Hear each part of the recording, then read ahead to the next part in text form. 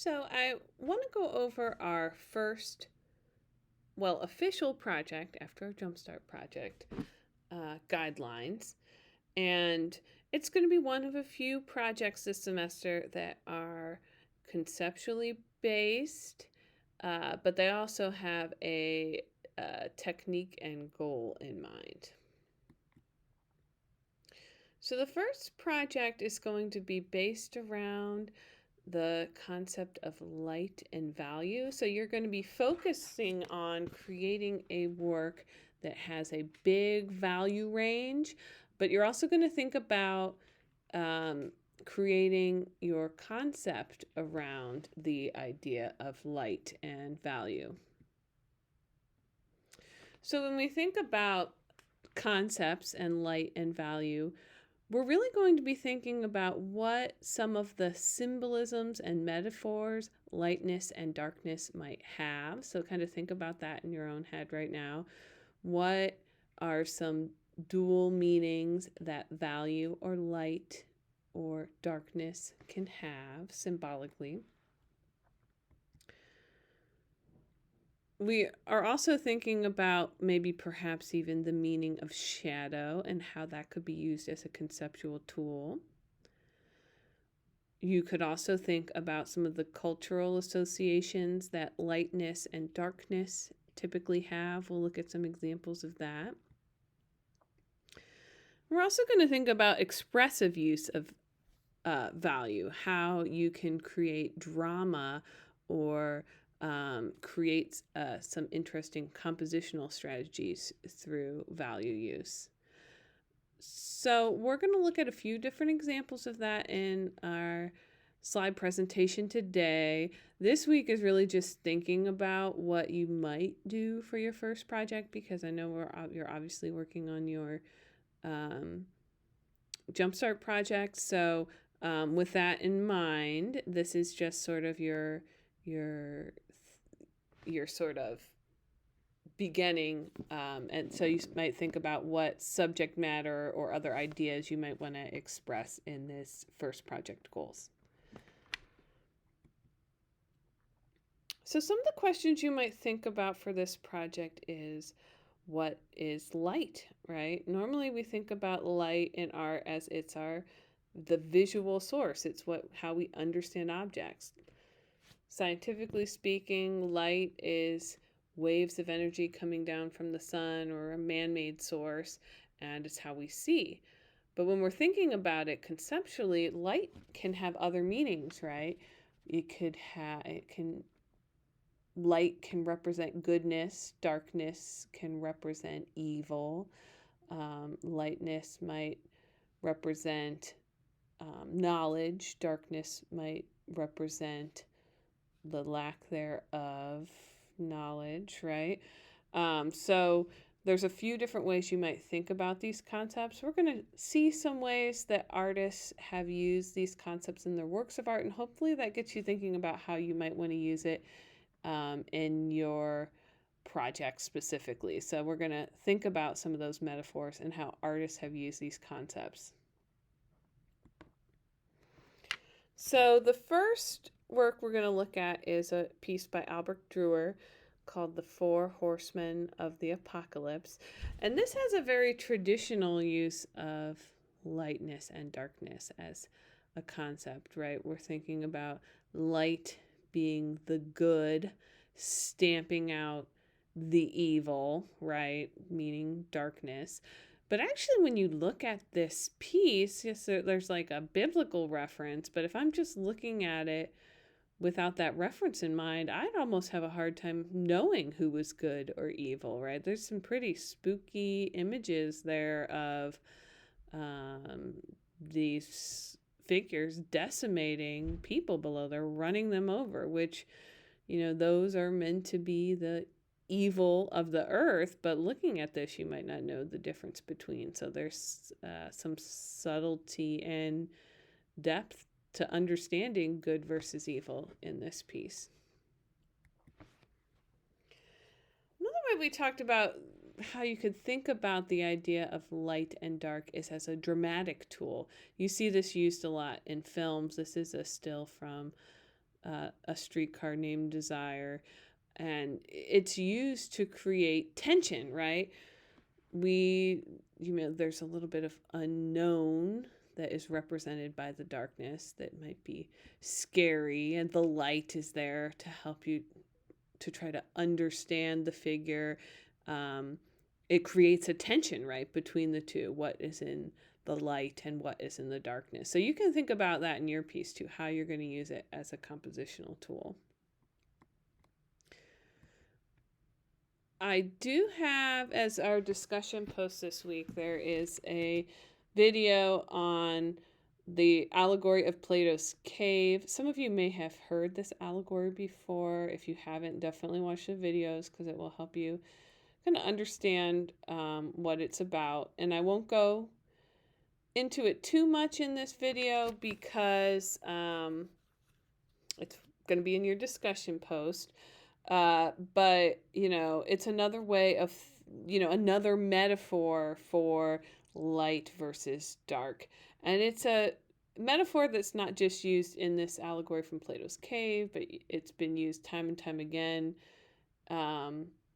in popular media. Probably, the most famous reenactment of the allegory of Plato's cave is The Matrix, right? It's based around that idea.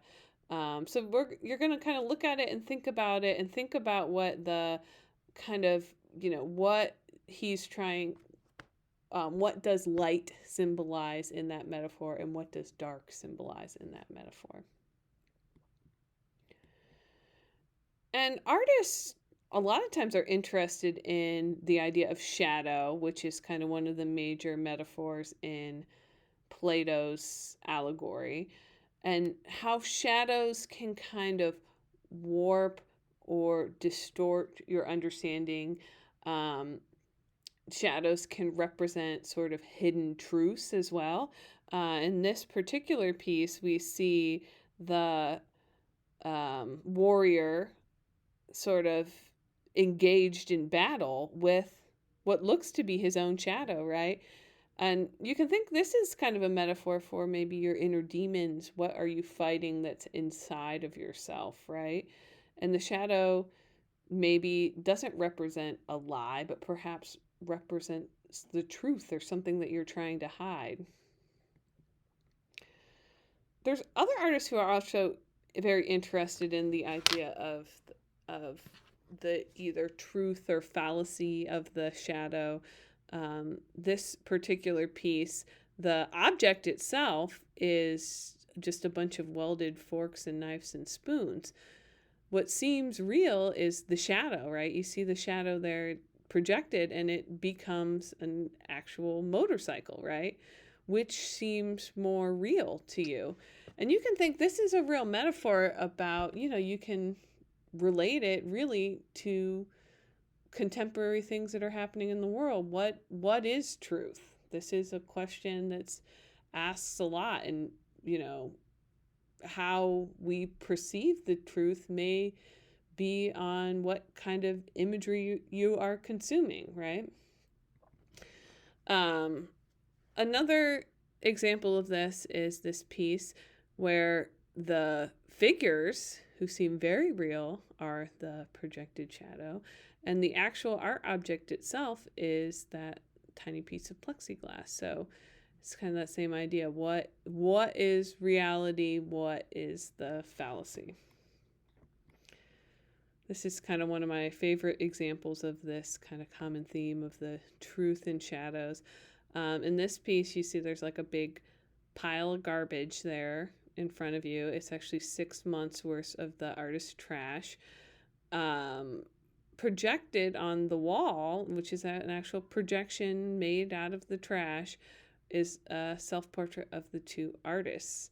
Sort of they're living a decadent lifestyle. And it's talking about, all this stuff, all this garbage we create is what allows us to live this sort of decadent lifestyle we live. So it's, which is the truth?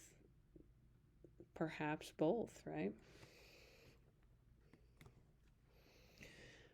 Another thing that you're going to be thinking about in your piece is the expressive use of value. So thinking about how, using value can help you to create a mood or emotion. So um, you're using value sort of subjectively. So, for example, in the piece here on the right, you can see the darkness sort of helps to create the figure itself, and it sort of plays off of each other, right? And this is something that artists have used a lot. Um, One of the most well known figures who've really played up that drama of sort of the dark background and sort of hidden things emerging from the back is Caravaggio. And you can see in this particular piece, there is that play also of goodness versus evil or life versus death. And the shadows emerging from that background, sort of almost playing off of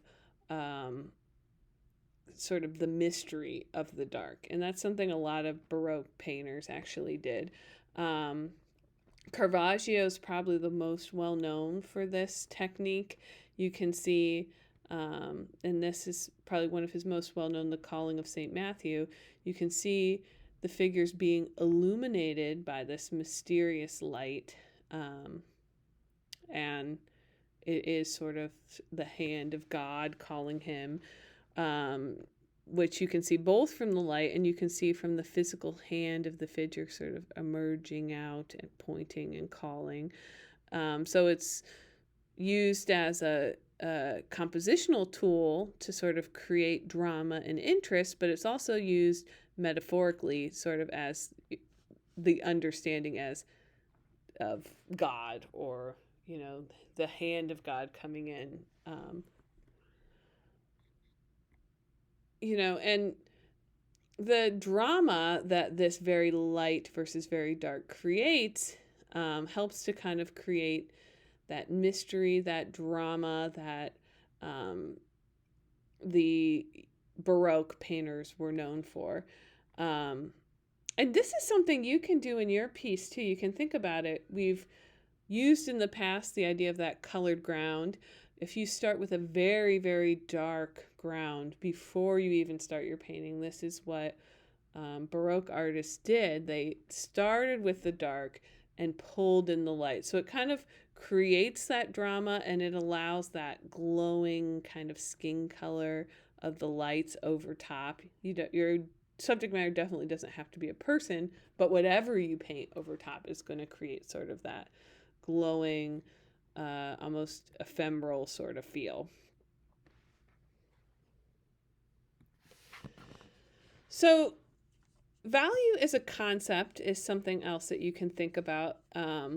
Kara Walker is one of the most well-known contemporary artists that really takes on the idea of value in a lot of her pieces. And she considers herself a painter, although most of hers are more collages. She uses cut paper, projected images, sometimes painted murals on a wall. And the figure, she uses value very disturbingly, to be honest. If you look at the images and you really look at them for a minute, they have very disturbing content in them. She is using a technique that is sort of silhouetting, that's meant to represent how a lot of portraiture was done during the post-Civil War era. But it also represents the idea that, if she was showing this imagery outright, it would be too graphic to see. Its graphicness is almost hidden in the silhouette, so that you have to look about it and think about it, and a lot of the grotesque imagery is in your own imagination. And she talks about that very eloquently in the PBS Art 21 series. I'm going to put this in like a future discussion post. About how, the history of slavery is really embedded into our consciousness and the history of the United States. And she's talking about that through just her use of value in her work. Another artist who's interested in using value to talk about racial issues is Amy Sherald. You may recognize her work, probably her most famous work, which is the portrait of Michelle Obama. She was chosen as the official portrait artist for Michelle Obama's piece in the National Portrait Gallery. And you may or may not remember this work was somewhat controversial when it was originally shown. When you look at the piece, you see her pieces, and then it starts to dawn on you that the figure's skin really has no value. You really see it when you look at, Michelle Obama versus the painting of her. And she uses the lack of actual pigment in the skin as a conceptual statement. And I just wanted to read from her statement. She describes her approach to portraiture as my work begins as an exploration to exclude the idea of color as race from my paintings and by removing color. So, we oftentimes think about race as just the color of someone's skin, but she's talking about how, the experience of race is so much more than that.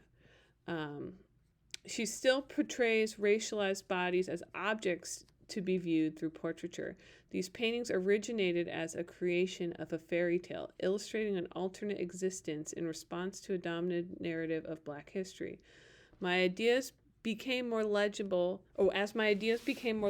the use of fantasy evolved into scenes of spectacle to make direct reference to Blackness and racialization. So she's using very bright, colorful backgrounds and bright, colorful clothes to talk about, sort of the performative aspects of race. And it's interesting, her lack of use of color in the skin to talk about race. There's another artist who is also interested kind of in a similar idea, Kerry James Marshall.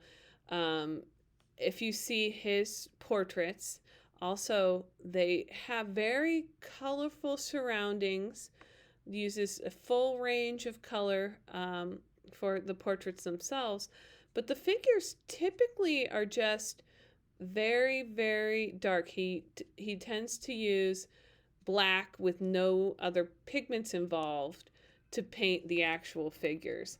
And the scenes he often depicts are, everyday Americana. They're people doing normal things, right?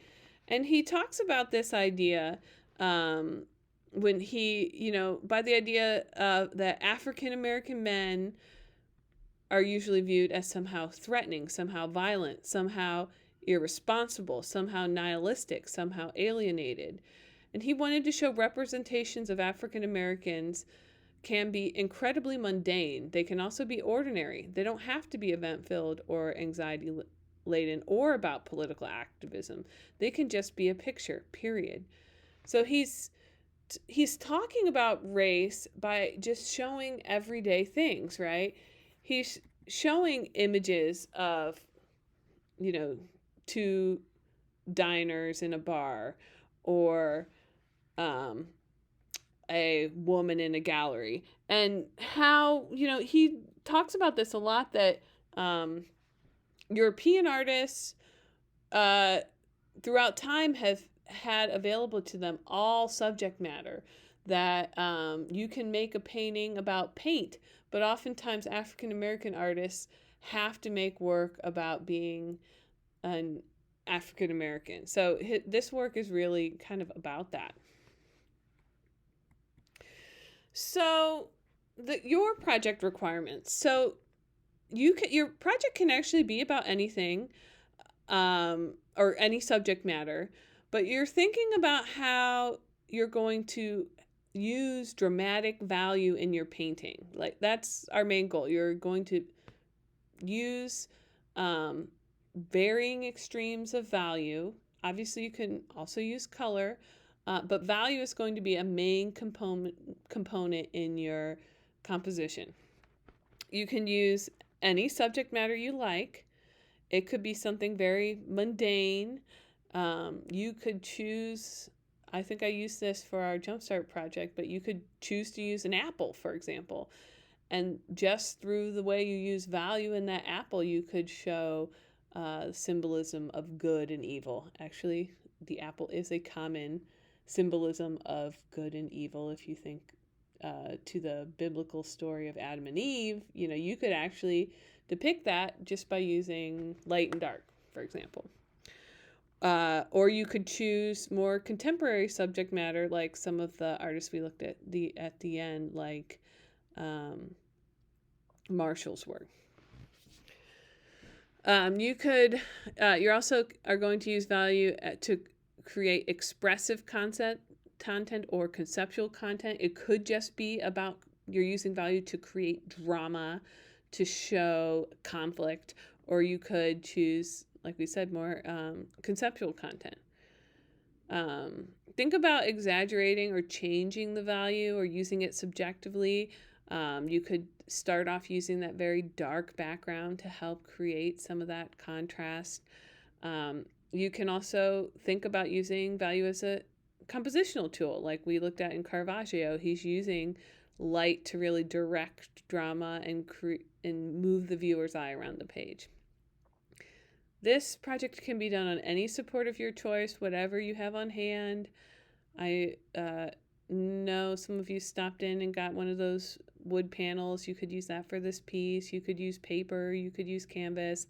Whatever you want to use, you can use for this project.